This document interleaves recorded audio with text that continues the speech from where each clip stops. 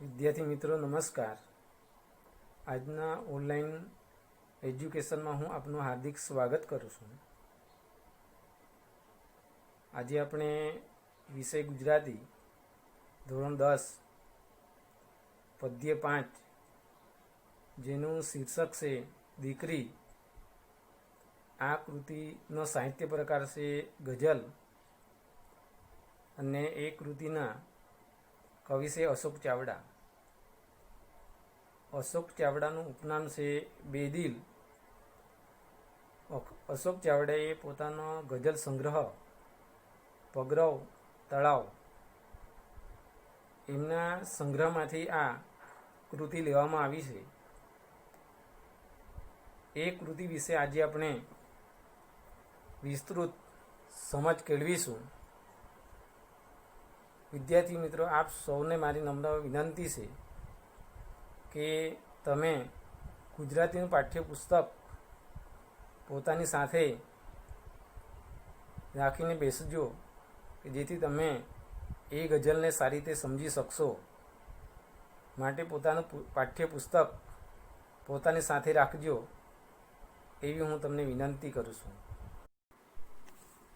વિદ્યાર્થી મિત્રો, ગઝલ સ્વરૂપે લખાયેલી આ કૃતિમાં કવિએ પ્રયોજેલા રદીફ અને કાફિયા વિશે જોઈએ. ગઝલની અંદર રદીફ અને કાફિયાનું ખૂબ જ મહત્ત્વ છે અને રદીફ અને કાફિયા દ્વારા જ ગઝલ બની શકે છે. જો રદીફ અને કાફિયાનો યોગ્ય ઉપયોગ ન કરવામાં આવે તો એ ગઝલ સ્વરૂપ બની શકતું નથી. સૌપ્રથમ રદીફ વિશે હું તમને સમજાવીશ. રદીફ કોને કહેવામાં આવે? પંક્તિને અંતે આવતા પ્રાસસબર શબ્દોને રદીફ કહેવાય છે. પંક્તિને અંતે આવતા પ્રાસસબર શબ્દોને રદીફ કહેવાય છે. દાખલા તરીકે આપણે જે ગઝલ જોવાના છે એ દીકરીની અંદર દીકરી કૃતિમાં પંક્તિને અંતે દીકરી શબ્દ આવે છે. પંક્તિને અંતે જે પ્રાસ સબર શબ્દ દીકરી છે એ દીકરી શબ્દ રદીફ કહેવાય છે. અને રદીફની આગળ વપરાતા પ્રાસ સબર શબ્દો ને કાફિયા કહેવાય છે. વિદ્યાર્થી મિત્રો, રદીફની આગળ વપરાતા પ્રાસ સબર શબ્દોને કાફિયા કહેવાય છે. દાખલા તરીકે આપણે જોઈશું તો ઝલકમાં દીકરી, તિલકમાં દીકરી, ખડકમાં દીકરી, ફડકમાં દીકરી, ફલકમાં દીકરી અને પલકમાં દીકરી. આ શબ્દો પ્રાસ સબર શબ્દો છે અને એ પ્રાસ સબર શબ્દો રદીફની આગળ વપરાયા છે માટે એને આપણે કાફિયા તરીકે ઓળખીએ છીએ. ગઝલ અરબી અને ફારસી ભાષામાં લખાતી હતી, પરંતુ ધીમે ધીમે આપણા ગુજરાતી સાહિત્યના કવિઓ એ પણ એ ગઝલને ગુજરાતી ભાષામાં લખવાની શરૂઆત કરી. માટે ગઝલનું જે સ્વરૂપ છે એ સ્વરૂપ ગુજરાતી ભાષામાં પણ જળવાયેલું રાખવામાં આવે છે તો જ એને આપણે ગઝલ તરીકે ઓળખી શકીએ છીએ. આ ગઝલમાં કવિએ એટલે અશોક ચાવડાએ અલગ અલગ પ્રતીકનો ઉપયોગ કરીને સાંકેતિક રીતે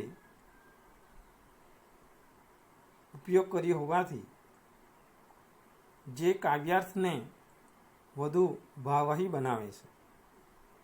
જે પ્રતીકો દીકરીને સમજાવવા માટે કવિએ ઉપયોગ કર્યો છે અને એ ઉપયોગથી જ આ ગઝલ વધુ ભાવવાહી બની શકી છે. વિદ્યાર્થી મિત્રો, ગઝલમાં પ્રત્યેક શેરનો સ્વતંત્ર અર્થ હોય છે, છતાં સમગ્ર ગઝલમાંથી ઉપજતું દીકરીનું વ્યક્તિત્વ વૈવિધ્યસભર રંગોથી રળિયામણું બનેલું અનુભવાય છે. દીકરી માટે કહેવાય છે વિદ્યાર્થી મિત્રો કે દીકરી વાલનો દરિયો. આ વિધાન બહુ પ્રચલિત છે, પણ અહીં દીકરી ગઝલમાં કવિએ દીકરી ને સ્વર્ગની એક એક દેવીની ઝલકમાં કવિને દીકરી દેખાય છે. વિદ્યાર્થી મિત્રો, આ કંઈ નાની સૂની વાત નથી. કવિની દ્રષ્ટિએ દીકરી તો જાણે કોઈ ખડક એટલે પથ્થરમાંથી કોતરેલું શિલ્પ. કવિએ એક એક પંક્તિમાં પોતાના જીવનમાં દીકરીના સ્થાન અને માન કેવા રહ્યા છે તેને કવિએ આ ગઝલમાં વાંચ્યા આપી છે. ગુજરાતી સાહિત્યના ખૂબ જ મોટા એવા સાહિત્યકાર કે જેને આપણે વિચાર પુરુષ તરીકે ઓળખીએ છીએ એવા ડૉક્ટર ગુણવંત શાહે પણ બહુ સરસ દીકરીના સંદર્ભમાં કહ્યું છે. જેના ઘરમાં 5 સારા પુસ્તકો ન હોય, જેના ઘરમાં 5 સારા પુસ્તકો ન હોય તેવા ઘરમાંથી દીકરી લેવી પણ નહીં, અને એવા ઘરમાં દીકરી આપવી પણ નહીં. આ વિધાન પણ ખૂબ જ સચોટ છે. એ વિધાન દ્વારા પણ આપણે દીકરીનું મહત્ત્વ સમજી શકીએ છીએ. વિદ્યાર્થી મિત્રો, આપણે આ કૃતિ એટલે દીકરી ગઝલની શરૂઆત કરીએ તે પહેલાં એમના કવિ અશોક ચાવડા કે જેમનું ઉપનામ છે બેદિલ, એમનો પરિચય આપણે જોઈશું. કવિ અશોક ચાવડાનો જન્મ 23/8/1978 થયો હતો. અશોક પિતાંબર ચાવડાનું જન્મસ્થળ સુરેન્દ્રનગર જિલ્લાનું મનડાસર ગામ છે. હાલ ગુજરાત આયુર્વેદિક યુનિવર્સિટીમાં મદદનીશ રજિસ્ટ્રાર તરીકે કાર્યરત છે. પગલા તળાવમાં, પગરવ તળાવમાં તેમના ગઝલ સંગ્રહો છે. ડાળખીથી સાવ છૂટા પ્રતિબદ્ધ કવિતાનો સંગ્રહ છે. સાહિત્ય અકાદમી દિલ્હીનો યુવા પુરસ્કાર અને ગુજરાત સાહિત્ય અકાદમીના યુવા ગૌરવ પુરસ્કાર તથા અન્ય પુરસ્કારોથી તેઓ પુરસ્કૃત થયા છે. એવા મોટા ગજાના ગુજરાતી સાહિત્ય ક્ષેત્રે જેમનું મોટું પ્રદાન છે એવા અશોક ચાવડા વિશે આપણે જોયું. હવે આપણે આ ગઝલની અંદર એમણે જે પોતાની દીકરીનું મહત્ત્વ સમજાવ્યું છે એના વિશે આપણે જોઈશું. મેં તમને આગળ પણ વાત કરી વિદ્યાર્થી મિત્રો કે આ કાવ્ય ગઝલ સ્વરૂપ છે, અને એ ગઝલમાં આવતા રદીફ અને કાફિયાની પણ મેં તમને વાત કરી. વિદ્યાર્થી મિત્રો, તો આપણે જોઈશું કે આ કાવ્ય ગઝલ સ્વરૂપ છે. તેમાં વહાલનો દરિયો દીકરીના ગૌરવભર્યા સ્થાન અને માનની સંવેદનાનું આલેખન કવિએ કર્યું છે. જાણે સ્વર્ગની એક એક દેવીની ઝલક દીકરીમાં જોવા મળે છે. દીકરી સ્નેહનું ઝરણું છે. દીકરીને કવિએ સ્નેહના ઝરણા સાથે સરખામણી કરી છે. સ્નેહ એટલે પ્રેમ. તેની હાજરી સુગંધ અને શીતળતા આપે છે.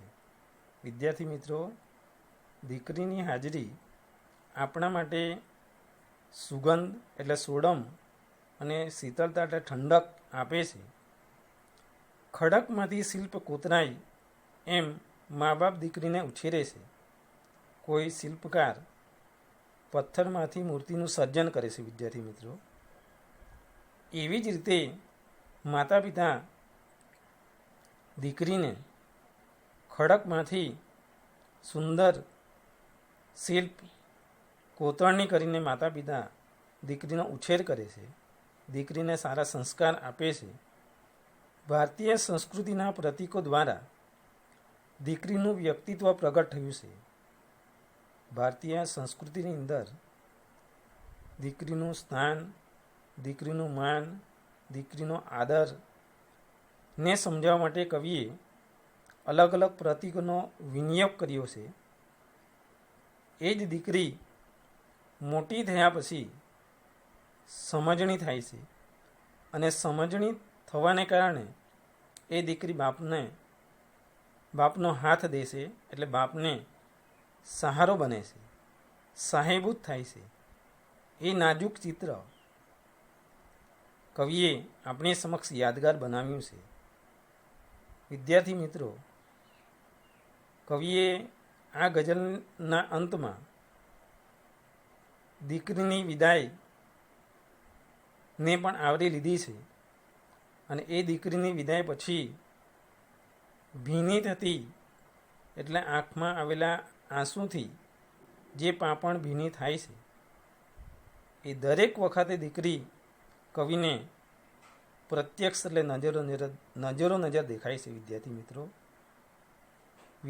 દીકરીનો વિદાયનો પ્રસંગ અને વિદાયના પ્રસંગે માતા પિતાની આંખોની અંદર આંસુ આવી જાય છે અને એ આંસુઓમાં પણ કવિ અશોક ચાવડાને પોતાની દીકરી પ્રત્યક્ષ એટલે નજર સમક્ષ સાક્ષાત દેખાય છે.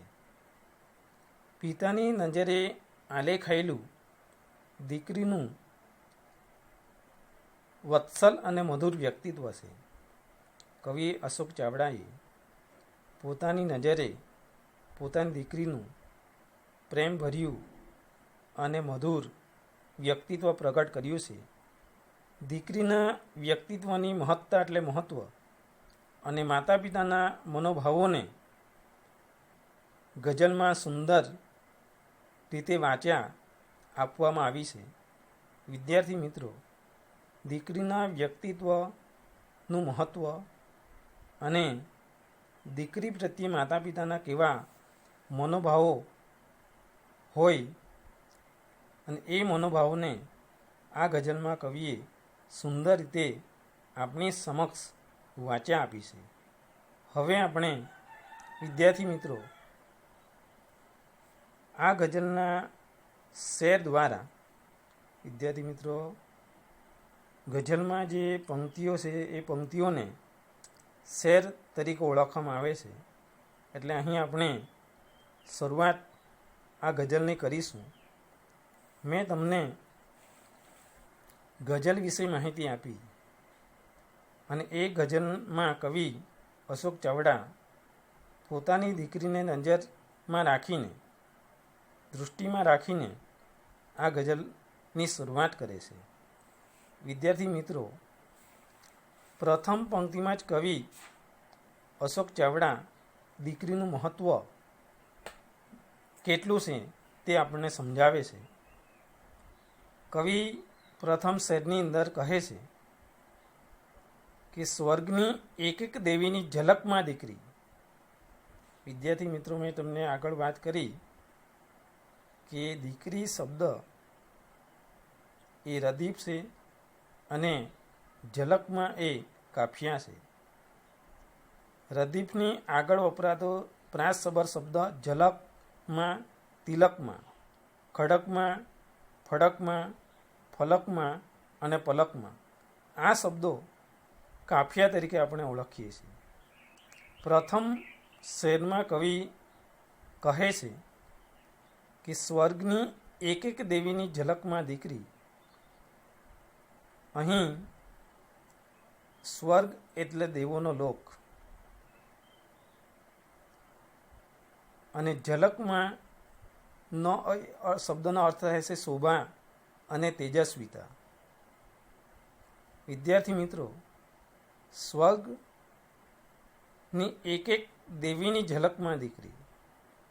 સ્વર્ગ એટલે સ્વર્ગલોક ઝલક એટલે શોભા અને તેજસ્વીતા. કવિ અશોક ચાવડા આપણને કહે છે કે સ્વર્ગની એક એક દેવીમાં હું દીકરીની ઝલક જોઉં છું.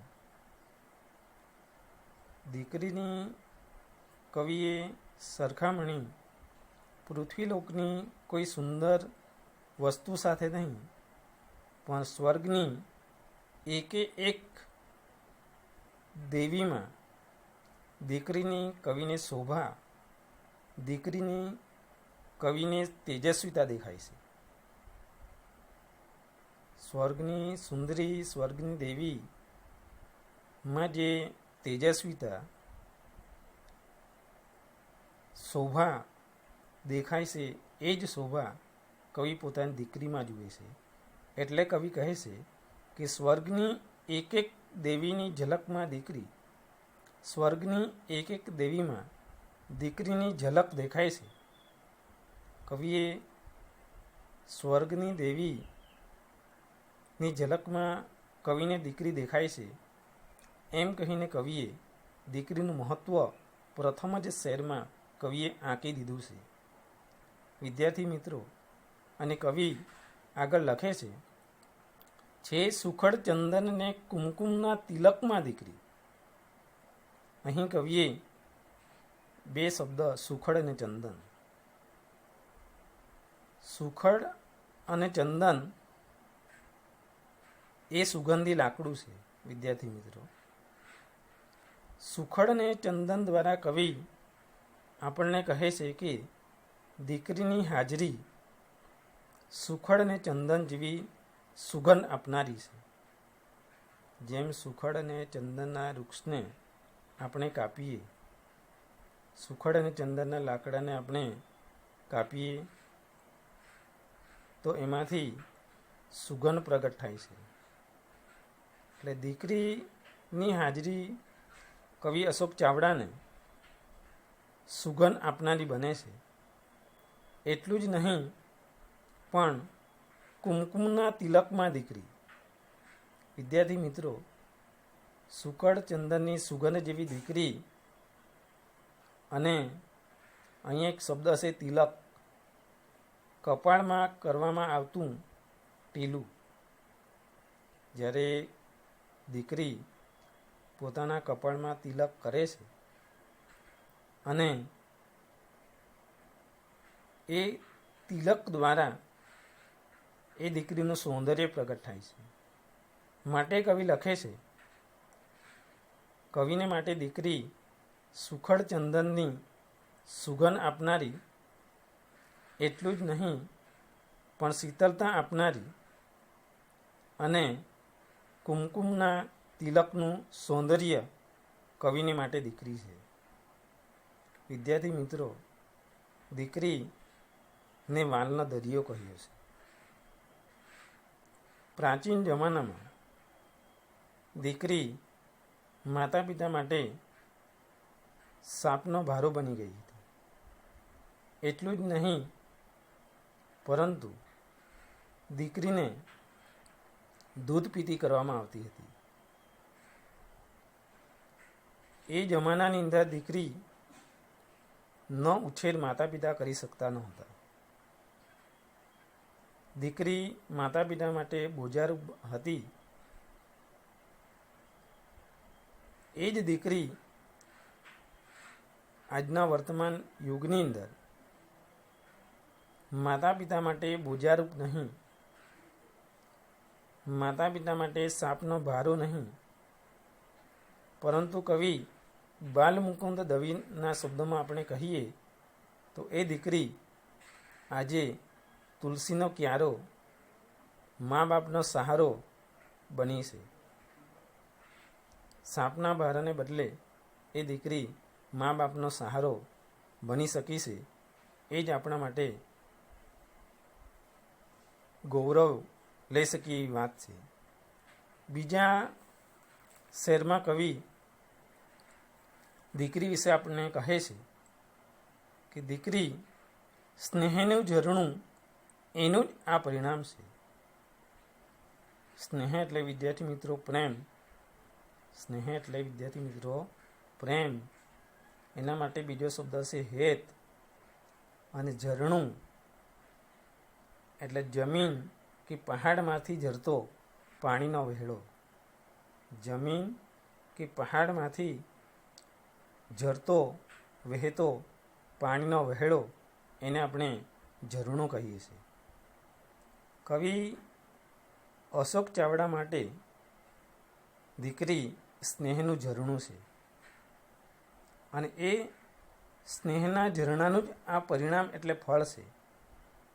વિદ્યાર્થી મિત્રો, દીકરીના હૈયામાં સ્નેહનું ઝરણું વહે છે અને એટલા માટે જ એ દીકરી આપણને મીઠડી લાગે છે. વિદ્યાર્થી મિત્રો, જેવી રીતે ઝરણું ખળખળ કરતું વહેતું હોય અને એ ખળખળ કરતા ઝરણાની પાસે આપણે બેઠા હોઈએ ત્યારે આપણને એ ઝરણાનો કેવો મધુર અવાજ સંભળાય છે. માટે કવિએ દીકરીને સીધું જ પ્રેમનું, હેતનું ઝરણું કહ્યું. એ જ એનું પરિણામ છે. કેમ કે દીકરીના હૈયામાંથી હંમેશા સ્નેહ એટલે પ્રેમનું ઝરણું વહે છે. એટલા માટે જ એ દીકરી માતા પિતાને માટે મીઠડી લાગે છે. એને એમ કંઈ દીકરી મીઠડી લાગી શકતી નથી. અને આગળ કવિ કહે છે કે કોતરે છે કોઈ વર્ષોથી ખડકમાં દીકરી. વિદ્યાર્થી મિત્રો, કોઈ શિલ્પકાર કોઈ પથ્થરમાંથી કંઈ કેટલા વર્ષોથી કોતરણી કરીને એમાંથી સુંદર શિલ્પનું સર્જન કરે છે. એમાંથી સુંદર વસ્તુનું સર્જન કરે છે. એમાંથી સુંદર મૂર્તિનું સર્જન કરે છે. વિદ્યાર્થી મિત્રો, તો અહીં કવિ કહે છે કે કોતરે છે કોઈ વર્ષોથી ખડકમાં દીકરી. કોઈ વર્ષોથી કંઈ કેટલા વર્ષો નીકળી જાય વિદ્યાર્થી મિત્રો એક સુંદર મૂર્તિનું સર્જન કરતા. એવી જ રીતે કંઈ કેટલા વર્ષોથી ખડકમાંથી દીકરીનું શિલ્પ કોતરે છે. કહેવાનો મતલબ કે કોઈ વર્ષો સુધી ખડકમાંથી સુંદર શિલ્પ કોતરે એવી નકશીદાર દીકરી છે. કોઈ વર્ષો સુધી ખડકમાંથી સુંદર શિલ્પ કોતરે એવી નકશીદાર એટલે સુંદર કોતરણી કરેલી દીકરી છે. કંઈ કેટલા વર્ષો સુધી દીકરી પોતાના માતા પિતાના ઘરે રહે છે અને ઘરે રહીને માતા પિતા દીકરીને સારામાં સારા સંસ્કારો આપે છે અને સંસ્કારોથી માતા પિતા દીકરીનું ઘડતર કરે છે. માટે કવિએ અહીં લખ્યું છે કે કોતરે છે કોઈ વર્ષોથી ખડકમાં દીકરી. કોઈ વર્ષોથી, કંઈ સાલોથી ખડકમાંથી સુંદર શિલ્પ, સુંદર મૂર્તિ કોતરે એવી નકશીદાર દીકરી છે. વિદ્યાર્થી મિત્રો, દીકરીનું ઘડતર કરવું, દીકરીને સંસ્કારોથી સિંચવું એ કંઈ નાની સૂની વાત નથી. વિદ્યાર્થી મિત્રો, એવી દીકરીનું સર્જન કરીને, એવી દીકરીને ઉછેરીને માતા પિતા સાસરે વળાવે છે અને એ જ સંસ્કારોથી દીકરી પિયર પક્ષને પણ અને સાસરી પક્ષને પણ શું કરી શકે છે? ઉજાળી શકે છે. એટલે કહેવાનો મતલબ એનામાં સારા સંસ્કારો હશે, એનામાં સારી રીતભાત હશે, એનામાં મર્યાદા હશે તો એ બે કુળને શું કરી શકે છે વિદ્યાર્થી મિત્રો? તારી શકે છે. એટલા માટે જ દીકરી વિશે કહેવાયું છે કે દીકરી એક કુળને નહીં પણ બે કુળને તારી શકે છે. એટલા માટે જ દીકરી વહાલનો દરિયો બની શકે છે. આગળના શેરમાં કવિ કહે છે કે લાજ મર્યાદા શરમ ગૌરી વ્રતોની હારમાં ઉછરે છે રોજ કાયમ ફડકમાં દીકરી. વિદ્યાર્થી મિત્રો, લાજ મર્યાદા શરમ ગૌરી વ્રતોની હારમાં, વિદ્યાર્થી મિત્રો, દીકરી હોવાના નાતે એને લાજ એટલે શરમ, મર્યાદા અને ગૌરી વ્રત એટલે પાર્વતીની પૂજાનું વ્રત. અત્યારે વિદ્યાર્થી મિત્રો, દીકરી અલગ અલગ પ્રકારના વ્રતો કરીને પોતાના ભવિષ્યની ચિંતા કરે છે અને એ લાજ, મર્યાદા, શરમ, ગૌરી વ્રત એટલે પાર્વતીની પૂજાનું વ્રત જેવી પરંપરાગત હારમાળામાં દીકરી હંમેશા એટલે કાયમને માટે અહીં એક શબ્દ છે વિદ્યાર્થી મિત્રો, ફડક. ફડક એટલે ભયમાં, બીકમાં ઉછેરતી રહી છે.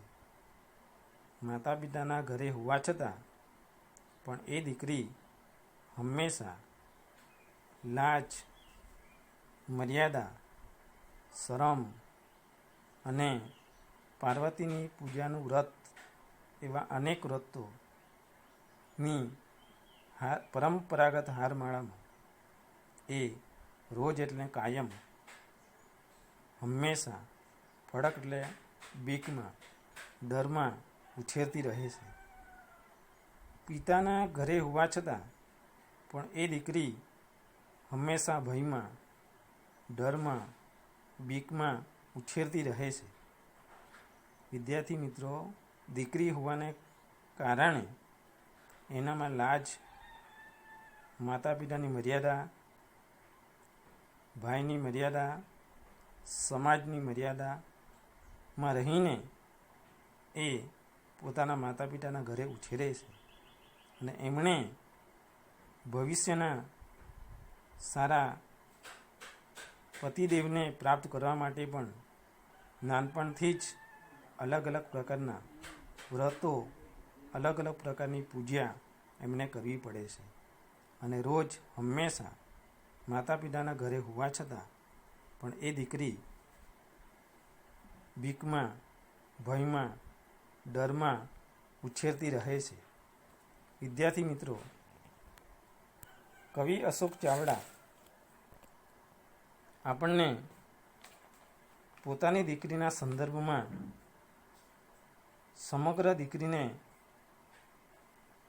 ધ્યાનમાં રાખીને એ સમજાવે છે. વિદ્યાર્થી મિત્રો, આગળ કવિ કહે છે કે જે શિરે હું હાથ ફેરવતો, વિદ્યાર્થી મિત્રો, શિર એટલે માથું,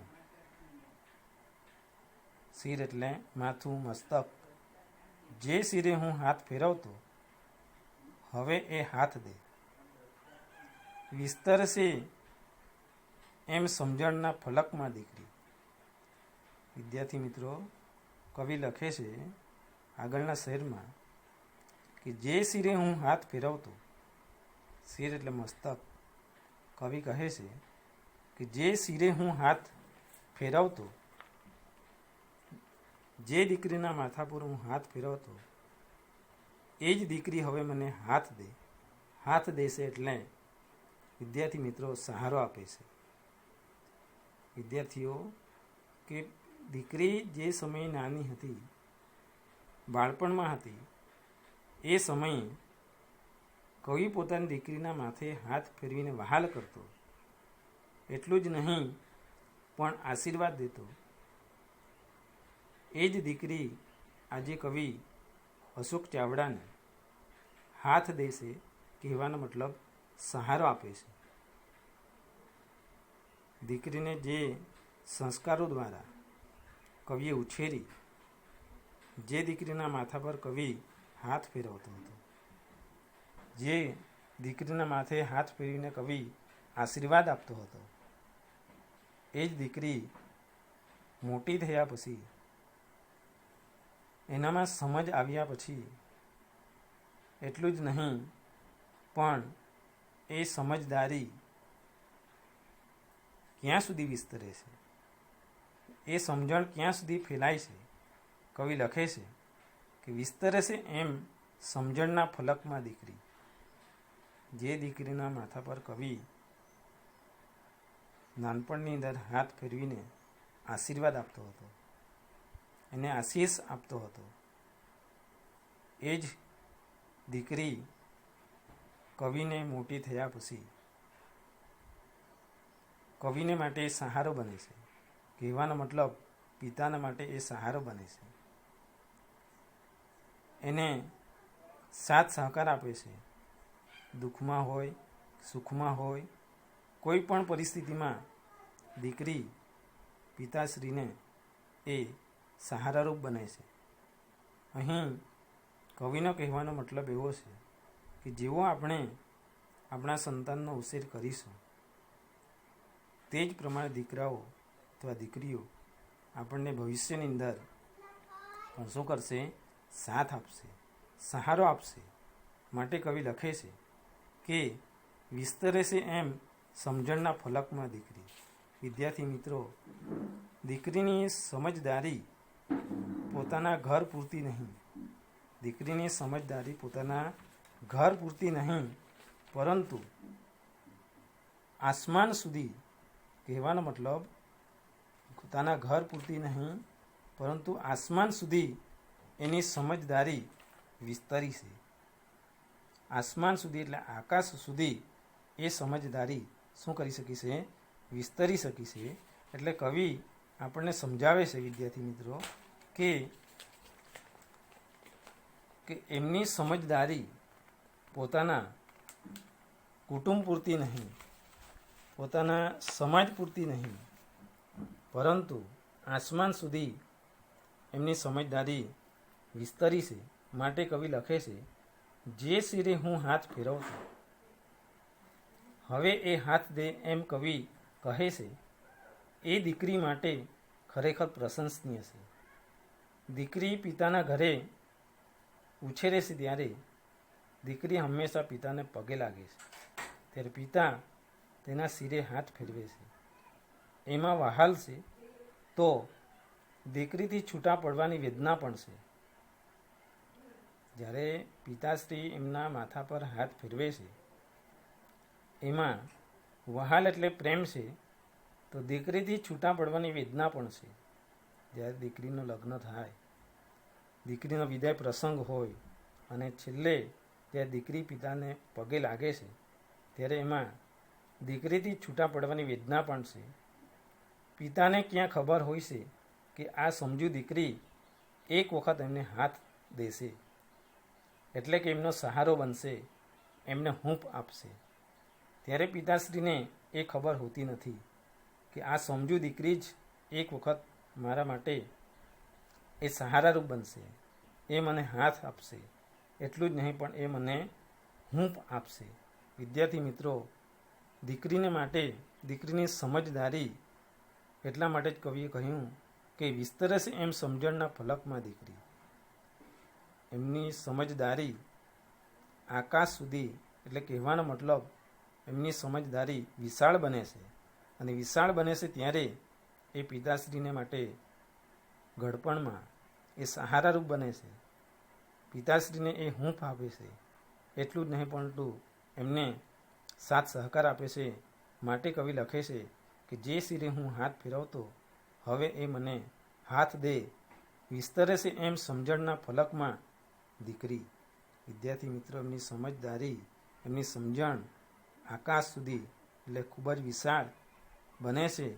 એટલા માટે જ એ દીકરી દુઃખના સમયે કે સુખના સમયે હંમેશા માતા પિતાને સહારા આપવા માટે દોડી આવે છે. અને છેલ્લે કવિ અંતિમ શેરમાં પોતાની દીકરીના લગ્ન પ્રસંગને પ્રગટ કરતા કવિ લખે છે કે સૂર શરણાઈ સગા સંબંધીઓની ભીડમાં, સૂર શરણાઈ સગા સંબંધીઓની ભીડમાં, સૂર શરણાઈ સગા સંબંધીની ભીડમાં રોજ ભીની થાય છે ભીની પલકમાં દીકરી.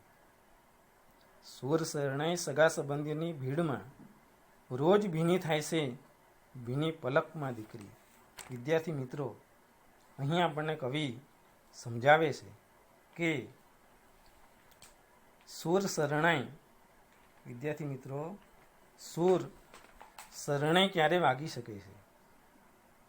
જ્યારે શરણાઈના સૂર સંભળાય છે ત્યારે સગા સંબંધીની ભીડમાં દીકરીની યાદ આવતા, દીકરીના વિદાયનો પ્રસંગ છે અને દીકરીના વિદાયના પ્રસંગે શરણાઈમાંથી સૂર પ્રગટ થતા હોય ત્યારે સગા સંબંધીની ભીડની વચ્ચે પણ કવિને દીકરીની યાદ આવતા, ઘણા સમય પછી પણ દીકરીની યાદ આવતા પિતાશ્રી એટલે કવિ અશોક ચાવડાની આંખો ભીની થઈ જાય છે. અશોક ચાવડા જ નહીં વિદ્યાર્થી મિત્રો, વિદાયના પ્રસંગે હરેક માતા પિતાની આંખોમાં આંસુ આવી જાય છે અને એ આંસુ એટલે ભીની પલકમાં આજે પણ કવિ અશોક ચાવડાને દીકરી જ પ્રત્યક્ષ દેખાય છે.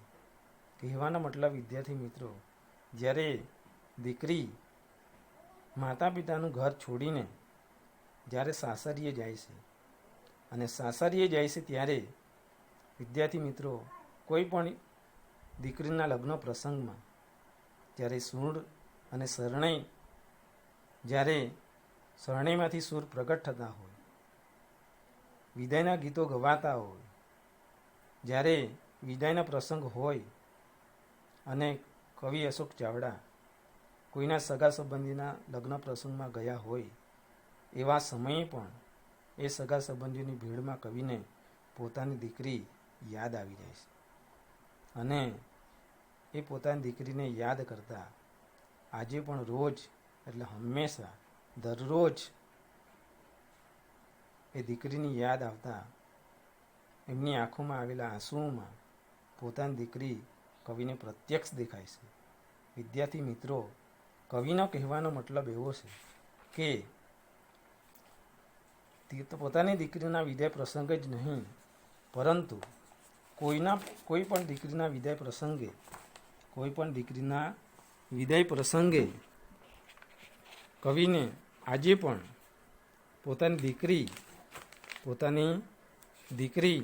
પોતાની નજર સમક્ષ દેખાય છે અને કવિની આંખોમાં આંસુ આવી જાય છે. કવિ કહે છે, સૂર શરણાઈ સગા સંબંધીની ભીડમાં ભીની પલક શબ્દ એક પિતાની દીકરીના વિરહની વેદના સૂચવે છે. ભીની પલક શબ્દો એક પિતાની દીકરીના વિરહની વેદના સૂચવે છે. જ્યારે શરણાઈના સૂર સંભળાય ત્યારે સગા સંબંધીની ભીડમાં પણ પિતા સંયમ એટલે પોતાના મનને કાબૂ રાખી શકતા નથી.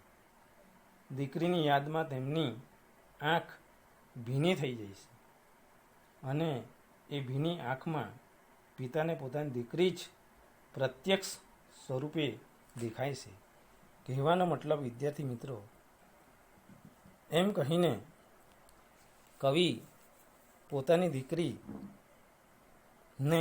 સગા સંબંધીની ભીડની વચ્ચે પણ વિદાયના પ્રસંગે હંમેશા પોતાની આંખોમાં આંસુ આવ્યા હોવા છતાં પણ એ આંસુઓમાં પણ કવિને પોતાની દીકરી પ્રત્યક્ષ દેખાય છે. એમ કહીને કવિએ આ ગઝલમાં દીકરીનું મહત્ત્વ, દીકરીનું માન, દીકરીનો આદર આપણે કેવી રીતે કરવો જોઈએ એમ કહીને કવિએ દીકરી વહાલના દરિયો, દીકરીનું મહત્ત્વ આ ગઝલમાં આપણને સમજાવવામાં આવ્યું.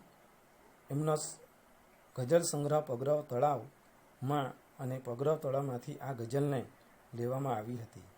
વિદ્યાર્થી મિત્રો, આ ગઝલ દ્વારા તમે સમજી શક્યા હશો કે સમાજમાં દીકરીનું કેટલું માન, દીકરીનું કેટલું આપણે મહત્ત્વ આંકવું જોઈએ, એ કવિએ આ ગઝલ દ્વારા આપણને સમજાવ્યું છે.